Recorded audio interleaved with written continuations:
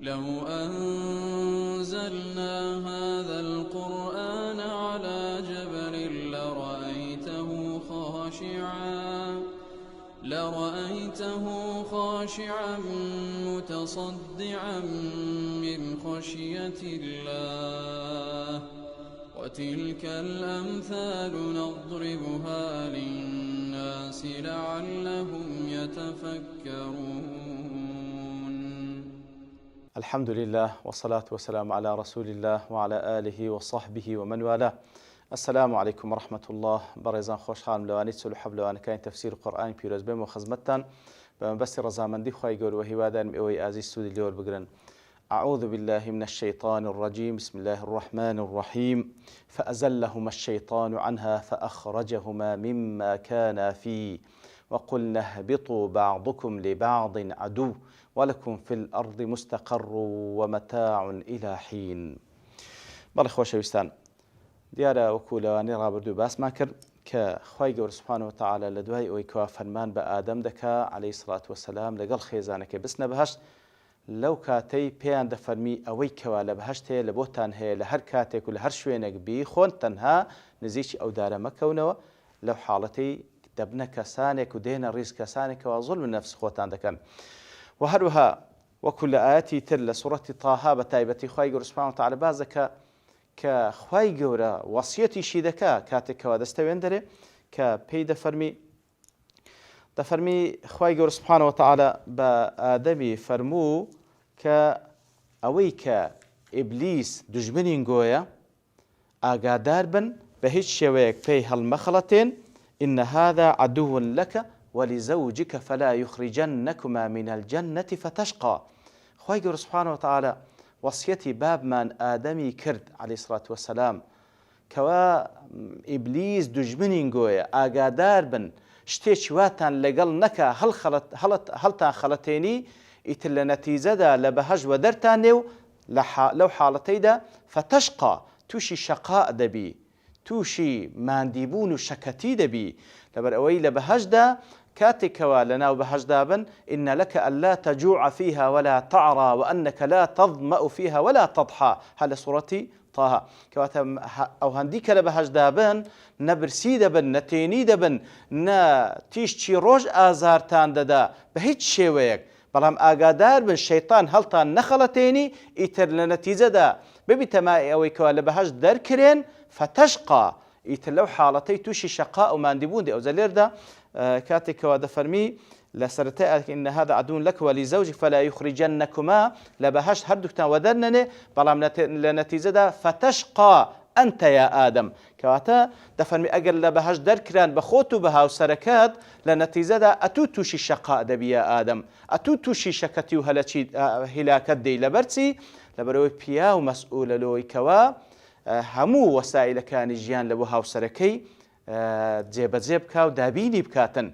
ئیتر خوای گەورە سوبحانەهو وتەعالا بەو شێوەیە وەسیەتی بابمان ئادەمی کردبوو لەگەڵ دایکمان حەوا، بەڵام لەبەر چی هەڵخەڵەتان بۆ وەسوەسەی شەیطان لەبەرەوەی وەکو خوای گەورە سوبحانەهو وتەعالا دەفەرمی هەر لە سوڕەتی طه ولقد عهدنا إلى آدم من قبل فنسي ولم نجد له عزما. کەواتە خوای گەورە سوبحانەهو وتەعالا وەسیەتی ئادەمی کردبوو بۆی کەوە ئاگاداری دوژمنەکەت بە، بەڵام فنسیە ولم نجد له عزما، بلام نسيان بو لبيري تو لبري وكو ما إنسان وكو هندك دزانان دفن لنسيان وهاتية يتر آدم لو حالتي كاتك وبعض الشيطان إغراي كرد بوي كوا هل أدلك على شجرة الخلد وملك لا يبلى بوي هل خلطاو نسياني لبيدابو فرماني خواهي گەورە سبحانه وتعالى لو حالتي لبيرسو لو لنتيجة هل خلطا بشيطان لنتيجة فأخرجهما مما كان فيه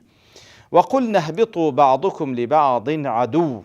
إتر وقلنا اهبطوا خواهي گەورە سبحانه وتعالى دفرمي بيمان فرمون اهبطوا بعضكم لبعض عدو كواتا دابزن لبهجدا دربسنو دابزن كواتا أو بلغير سروي كوال لجنة الخلد بوينة جنة الخلد جل آسمان كان لبوس الروي زوي دابزن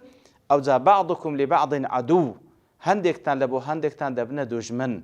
ديار اهبطوا كبتجمع دفرمي واتا آدم وحواء وهروها لبو إبليسيشة لبو إبليسيش بدليل أو يدفن بعضكم لبعض عدو هندكتان لبو هندكتان دبنا دجمن ديار هندك لبو هندك ما بس لنوي آدم لقل نوي إبليس لقل شيطان كان وهر وكوز أنا دفرمون لنوكاني آدميش هندي شان كوا دبنا أتباع الشيطان أوانيش بها ما شوات أتباع الشيطان لإنس لجن دبنا دجمن لبو نوي آدم أواني كوا كلصر بازي خواي يورد منينوا سبحانه وتعالى اهبطوا بعضكم لبعض عدو لير دا برسيارش كجدت بيش آية لدواي أوي كوا خواي يور سبحانه وتعالى فرماني بملائكة كركوا سوزدل بو آدم بن عليه الصلاة والسلام كوكو فرموي أو جاء إبليس كالريزي ملائكة كان بو آمادا نبو سوزدل لو بخواي يور سبحانه وتعالى داري كرد وهروها لعنتي لكرد بس الشيوك تواني بستو ناو بهشت تأثير لآدم بكا وسوسەی لۆ بکاتن لێردا زانایان چەند شتێک باز دەکەن هەندێک دەڵێن ئەسڵەن نەچوو بەنەو بەهەشت بەڵکو هەل لە دەرەوەی بەهەشت وەسوسەی لۆکردن بە بەڵگەی و ئاتانێکەوە خوای گەور سوبحانه وتعالى کەوا لەفزی وەسوسە باز دەکە فوەسوسە لەهما الشەیطان کەواتە وەسوسەی لۆکردن وەسوسە شەر نییە ئیلا لە هەمان جێگابی واتە لە دوورەوە لە دەرەوەی بەهەشت ئەو توانایی هەبوو کەوا وەسوسەی بخاتە ناو دڵ و دەرونی آدم و حوا عليهما الصلاة والسلام هەندێک چیش دەڵێن بەڵێ خوای گەور سوبحانه وتعالى دەری کردبوو لە بەهەشت لە دوای ئەوەی کەوا ئامادە نەبوو سوزدە بۆ ئادەم ببا بەڵام کە دەری کرد لە بەهەشت واتە نابی لە بەهەشت بمێنێتەوە بە مکەڕەمی معەزەزی بە ڕێز لێنراوی بەڵام وەکو تاقیکردنەوە ئیبتلا خوای گەور ڕێگای دایەکەوە بستە بەهەشت لەو حاڵەتەی بە تایبەتی کەوا خوای گەور دەیەوێت بە تەجروبەوە ئادەم بستە سەر ڕووی زەوی ئیتر بە هەر شێوەیەک بی رواياتي ديك الزورة بلام والله أعلم زياتر أو رأي راجح كوا لدروي بهجدا وسوسي لبودا كردن أو تواناي هي كوا وسوسي بخاتنا وضلو دروني إنسان كان أجرتي مسافة وبعديش لنيوانيان ذهبي والله أعلم وقلنا هبطوا بعضكم لبعض عدو كوا تخوي الفرمان دكا كوا بخويو بحواء وهروها إبليسيش هل هميان بين سر الزبي أو جاببنا دجمني يكتريش لبروي منهجيان جياوازا ولكم في الأرض مستقر ومتاع إلى حين أو زخواي قرب آدم وحواء دفن ولكم في الأرض مستقر كواتا لزويدا استقرار دكن لزويدا استقرار دكن دمينينو نشتجيدبن ومتاع واتا متاع پێداویستیەکانی ژیانیشتان لەبۆ ئامادەکرا لە سەر ڕووی زەوی بەڵام هەتایانە إلى حين لبو كاتيشي دياري كراو ولكم في الأرض مستقر ومتاع إلى حين كواتخوش ويستان زور مهمة إلى حين أو من لبيش ساوبي إما نهاتين الصر ويزوي هتا بمنين ونا هروكو باب من آدم هروكو أوهم جيلي لدواوي هاتن حتى أوكيشتا إيماش دروين لدواي إيماش تسندين جيل دي حتى أوكاتك وقيامة دادي بلام هيج كسيك حتى لصروي زوي نامنة بلكو دنيا ياخذ صروي زوي وكزانا دفرمون ممرة مقرنية كواتا جيغايك بيدا دروين لبو تاقي كرنو ابتلاء بلام جيغاي استقرار راستقينا روج قيامته أو جا حسب كارو كردو كاني خومن إما بهشت وإما جهنم خواه پنامان بدا كواتا بيويست أو قيدما لبيش تساوبي ببردوامي ولكم في الأرض مستقر ومتاع إلى حين كواتا بوشوي رفتار بكين كإيما إيرا جيغاي مانوي هميشي ويكزارة چي مانية بلكو ممريكو فتريكو دروين برو أو جيغاي كوا خواهي قرش سبحانه وتعالى بهشت لوي آمادا كردينا ولكم في الأرض مستقر ومتاع إلى حين زاليردا أو روجيك وآدم عليه الصلاة والسلام سونا وبهشت وأو روجيك لي دركرا هردو كان هالروج جمعة بوين وكل حديث صحيح دا هاتية پیغمبر صلى الله عليه وسلم باس دكا حديثكش إمام بخاري ومسلم والترمذي وأبو داود روايتان كذا وأبي هريرة جرت خالد الراز دفرمي پیغمبر صلى الله عليه وسلم دفرمي خير يوم طلعت فيه الشمس يوم الجمعة دفرمي تاكترين روش كوا چاکترین ڕۆژ کەوا ڕۆژی بەسەردا هەڵدێ لە ڕۆژکانی هەفتە ڕۆژی جومعەیە فيه خلق ئادەم هەر ئەو ڕۆژە بوو کەوا ئادەم تێدا خەڵق کرا وفيه أدخل الجنة وهەر لەو ڕۆژەشدا بوو کەوا بردرا بەهەشت وفيه أخرج لەو ڕۆژەشدا بوو کەوا لێی دەرکرا وفيه تیب عليه ولەو ڕۆژەشدا بوو تەوبەی قبول کرا وەکو ئاەتی دواتر باز دەکە وفیه مات هەر لەو ڕۆژەشدا بوو کەوا وەفاتی کرد ولا تقوم الساعة إلا في يوم الجمعة دەفەرمی ڕۆژی قیامەتیش دانا إلا لە ڕۆژی جمعە دانەبی وما على الأرض من دابة إلا وهي تصبح يوم الجمعة مصيخة حتى تطلع الشمس شفقا من الساعة دەفەرمی لۆیە ڕۆژی قیامەت لە ڕۆژی جمعەدا دەست پێ دەکاتن دەفەرمی هیچ دابەیەک نییە لەسەر ڕووی زەوی إلا الجن والإنس إلا جن و ئینس نەبی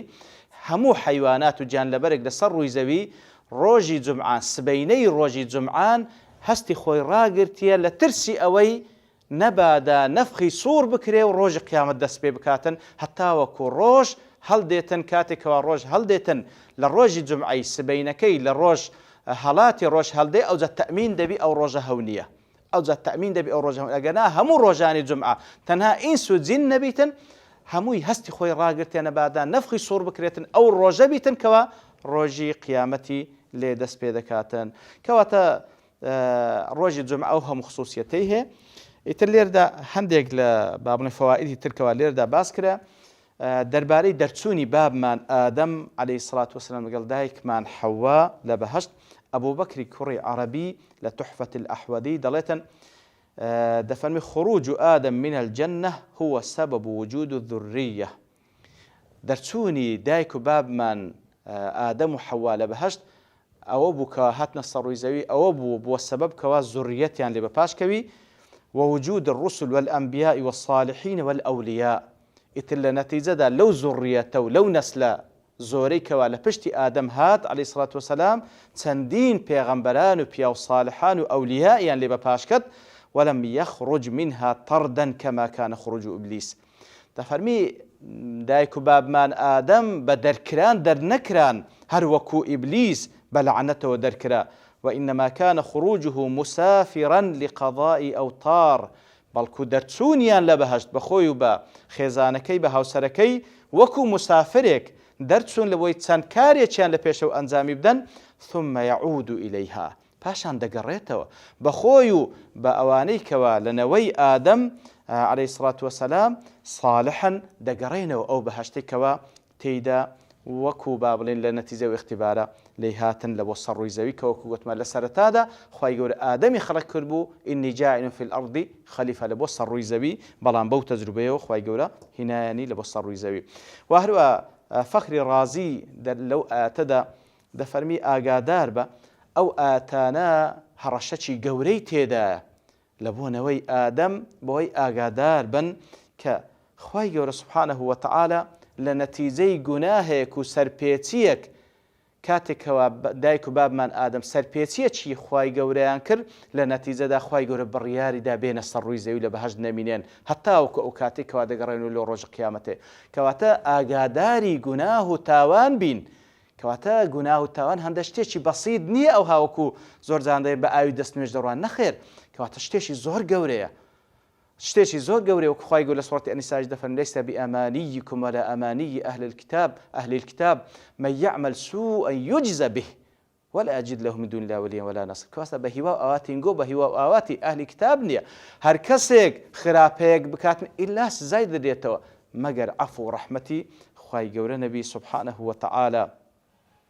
ئیتر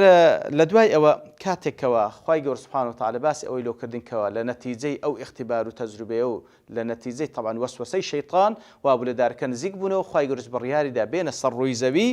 بەڵام ئادەم لە دوای ئەوەی کەوا ئەو سەرپێچیەی کرد چی بەسەر هات ئایا وەکو ئیبلیس مصر بوو لەسەر گوناه و تاوانەکەی ئایا تەکەببوڕ گرتی ئایا مبەڕیراتی لۆ خۆی هیناوە نەخێر هیچ لەو شتانەی نەکرد هیچێک لەو شتان نەکرد بەڵکو تەوبەی کرد پەشیمان بووەوە نەیدەزانێت بە چ شێوەیەک پەشیمانی دەرببڕی بەڵام خوای گەورە سوبحانەه وتەعالە فێری کردکەوە بەو شێوەی پەشیمانی خۆت دەرببڕە و تەوبەی بکە و خوای گەورەش تەوبەکەی قبول دەکاتن ئیتر وەکو لەوانەی داهاتوو ئینشاءڵڵا دێنەوە خزمەت ئەو ئاتەی کەوا باز لەو تەوبەیە دەکاتن بە نیازی ئەوەی کە ئینشاء الله تعالى ئێمەش فێرە تەوبە و پەشیمانی بین تاوەکو لە نەتیجەدا بگەڕێنەوە ئەو بەهەشتەی كباب من آدم ليهاتيا وصلى الله وسلم على نبينا محمد وعلى آله وصحبه أجمعين وآخر دعوانا الحمد لله رب العالمين لو أنزلنا هذا القرآن على جبل لرأيته خاشعا متصدعا من خشية الله